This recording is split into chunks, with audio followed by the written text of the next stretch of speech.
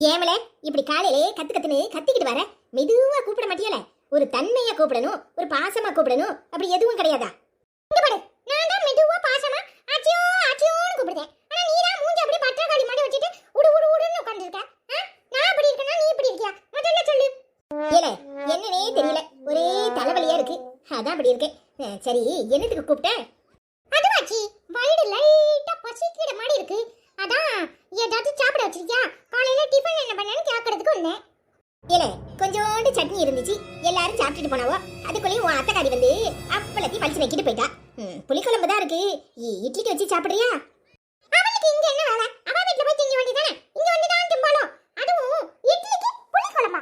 இட்லியும் புளிக்குழம்பு யாராவது சாப்பிடுவாங்களா? என்ன ஆச்சு நீ? சாம்பார் இருந்தா கூட இட்லிக்கு சாப்பிடலாம். சரி, பொடி கடி ஏதாவது வச்சிருக்கியா? ஏலே பொடியே அரைக்கல, புளிக்குழம்பு தான் இருக்கு, ஒரு நாள் அட்ஜஸ்ட் பண்ணிக்கியேன். சரி சரி போடு, ஏத்து வை, கை கால கழுவிட்டு வாடே. ஏய் அப்பா, சின்ன பையில கூட பொறுத்துக்குவாமல ஏதாவது சொன்னா. அந்த குந்தானிய கொஞ்சோண்டு புளிக்குழம்பு வச்சு தின்னுட்டி அந்த பையலுக்கு சட்னி இருக்கட்டும்னு சொன்னேன். என்ன பேச்சு பேசிட்டு அவ்வளவு சட்னியும் வலிச்சு நக்கிட்டு போயிருக்கா.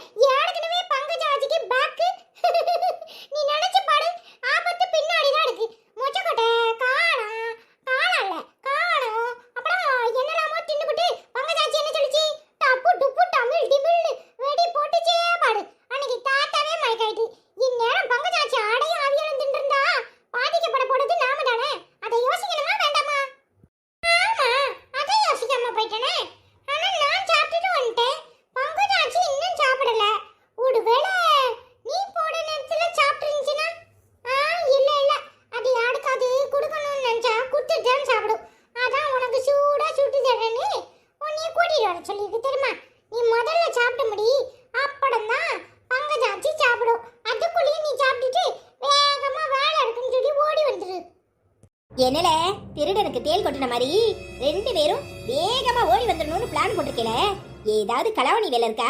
என்னல உன் களவாணி குட்டிக்கு எப்ப பார்த்தாலும் இப்படிதானே ஏதாவது தோணும். களவாணி வேலை இருக்காமல, களவாணி வேலை அதெல்லாம் ஒண்ணுல. பங்குஜாச்சி என்னைய அடையும் அவியலும் சாப்பிட கூப்பிடுச்சான், அதான் அவன் சொல்லிட்டு இருக்கான் பங்குஜாச்சிக்கு கேஸ் ரிலீஸ் ஆயிடும், சீக்கிரமா தின்னுட்டு ஓடி வந்துடணும். இப்போ உனக்கு என்ன? என்னது அந்த குந்தாணி பங்கஜவா அடையும் அவியலும் போட்டிருக்காளா? உங்களுக்கெல்லாம் கொடுப்பா? நான்லாம் போனா ஒரு நீச்ச தண்ணி கூட இல்லன்னு சொல்லியிருந்தாலே, எப்படிப்பட்ட ஆளா இருப்பாவா? பங்கஜாச்சி நல்லாச்சி, நீ ஏதாவது வேண்டாத வேலை பார்த்திருப்ப, அதனால பங்கஜாச்சி அப்படி சொல்லியிருக்கோம். நீ வாயை வச்சுட்டு சும்மா இருக்கணும். ஏமலே இந்த குந்தாணிக்கு ஏண்டுகிட்டு இந்த பெரிய ஆச்சியவே கேள்வி கேட்கறியா? ஏலே அவ சரியான ஆளு. அன்னைக்கு ஒரு 1000 ரூபாய் இருந்தா கைமாத்தா கொடு, அப்புறம் தாரேன்னு சொன்னதுக்கு நான் என்ன பேங்கா வச்சிருக்கேன்னு என்ன மூஞ்சில் அடிக்கிற மாதிரி கேட்டுட்டா தெரியுமா? நீ கேட்ட உடனே கடன் கொடுத்துட்டா நல்லவா இல்லனா கெட்டவா? வாங்கிட்ட கடனை கொடுத்துட்டு அப்புறம் உன் பின்னாடி தான் அவ லோலோன்னு அலையணும், அதனால தெளிவா தெரிஞ்சிருப்பா. என்ன முடியும் முடிச்சு முட்டைக்கண்ணு வெளியே வந்து உளுற மாதிரி நிக்கிற, உண்மைதானே? அட பாவி பேல, என்ன இப்படியெல்லாம் சொல்லுவியா? சரி போனா போட்டும், உன் ஆச்சி எங்க?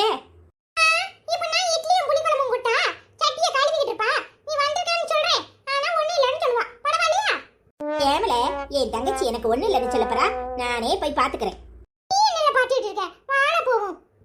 என்னென்ன ராக்ஸ்டாடி இட்லியும் புளிக்குழம்புமா? அதான் சாப்பிட முடியாம முழிச்சிட்டு இருந்தியா? ஆமால, நல்ல வேளை பங்கஜாச்சி நம்ம உயிரை காப்பாத்திட்டு. பங்கஜாச்சி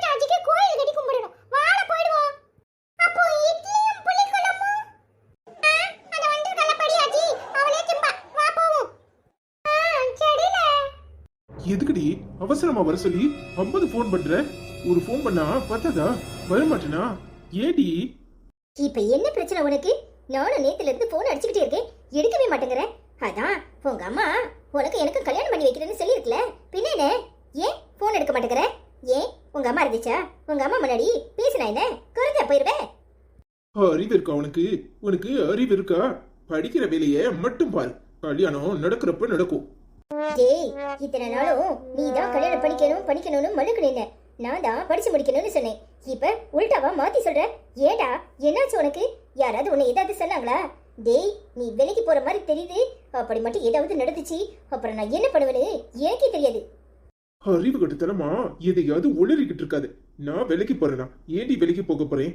அங்க ஏ மாமா பொண்ணு விஷத்தை குடிச்சிட்டு ஆஸ்பத்திரியில கிடக்கா. அவளை பாக்குறதுக்கு தான் அவசரமா போயிட்டு இருக்கேன். கூறு கட்டுத்தனமா ஏதாவது உளறிக்கிட்டு இருக்காத. எங்க அம்மா வீட்டுல இருந்து பணம் எடுத்துட்டு வர சொல்லிட்டு அங்க உட்கார்ந்துருக்கு. நீ என்னன்னா 50 தடவை போன் அடிக்கிற? என்னடா சொல்ற? ஏடா விஷத்தை குடிச்சா? டேய், ஏடா? நான் உன்னதான் கல்யாணம் கட்டிக்குவேன்னு சொன்னதுனால அந்த மகாராணி விஷத்தை குடிச்சிட்டு கிடக்குறா. போதுமா? இங்க பாருடா, ஏதாவது எல்லாரும் சொல்லி உன் மனசு குழப்பிடாம. இங்க பாரு, உனக்காகவே நான் காத்துக்கிட்டு இருக்கேன். அவ விஷத்தை குடிச்சா அப்படி இப்படின்னு நீ ஏதாவது பண்ணுன, அப்புறம் நான் உசுரோடயே இருக்க மாட்டேன். ஏண்டி இப்படி என்ன சாகடிக்கிறீங்க? அவ ஒரு பக்கம் சாகடிக்கிறா, நீ ஒரு பக்கம் சாகடிக்கிற.